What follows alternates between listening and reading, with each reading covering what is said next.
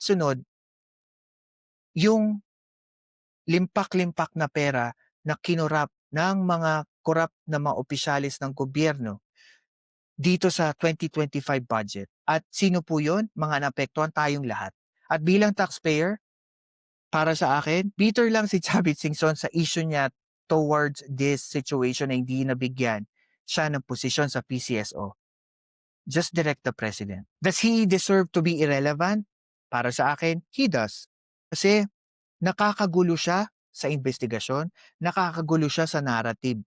Ano ba yung narrative na originally na hinahangad ng lahat ng taxpayer? Get this big fish ang dapat ikulong. Period.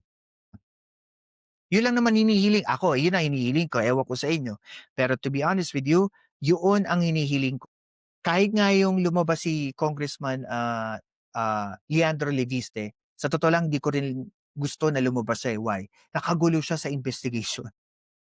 Even Secretary Dizon is saying na hindi niya ma-verify at that time yung files na meron si Congressman Leviste. Another is kailangan ba niya ma-arrest? Para sa akin, hindi niya kailangan maaresto. Why? Kasi at the very start, credibility-wise, bagsak na siya. Hindi po malinis si Chavit Singson. Kahit balikan niyo po yung history niya, balikan niyo po yung rason kung ba't siya yumaman, balikan niyo po yung mga nagawa niya sa Ilocos.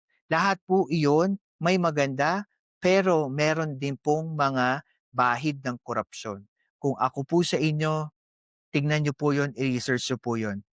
Pero I personally believe na hindi niya deserve ma-aresto. Yun nga lang, dahil wala na siyang credibility for me, he doesn't deserve any relevance, any attention for anybody, especially taxpayer. Dapat dapat mga taxpayer, ang isipin natin matapos itong lintik na flood control issue, matapos na ni Pangulong Marcos at tapusin ni Pangulong Marcos yung term niya. And para sa akin, and kung meron pong isang bagay na gustong gawin ni Chavit na bumaba si Pangulong Marcos, labanan niya po ng patas. Pumunta siya sa Kamara, mag-file sila ng impeachment complaint sa Pangulo. That's it. At kung mapatunayan na siya'y corrupt, pababain ng Pangulo, i-impeach ang Pangulo. That's it. Kasi para sa akin, it's unfair naman. Paano yung mga bumoto sa kanya noong 2022 election? Even I did not vote for President Marcos. Pero dahil pro-government ako, I support him to finish his term. Pero the best way to fight the president, if you really have a genuine advocacy and you think President Marcos, ikaw mismo, lead ka ng grupo. Marami naman kayo attorney sa DDS. Gamitin nyo lahat ng attorney ninyo. May gamitin mo yon and then file impeachment charges sa Pangulong Marcos. And then let's see. Okay. So, I think pinaka last question ko sa lahat and I wish you put it on comment and I will as much as I can read it later. Tingin nyo ba si former Governor Chavit Singson ay isang whistleblower, reformer, or isa lang political operator?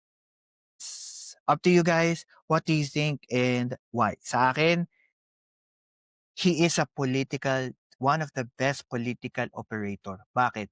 Alam niya at alam natin na isa siya sa rason kung bakit ang karamihan ng mga politiko natin ay nanalo before.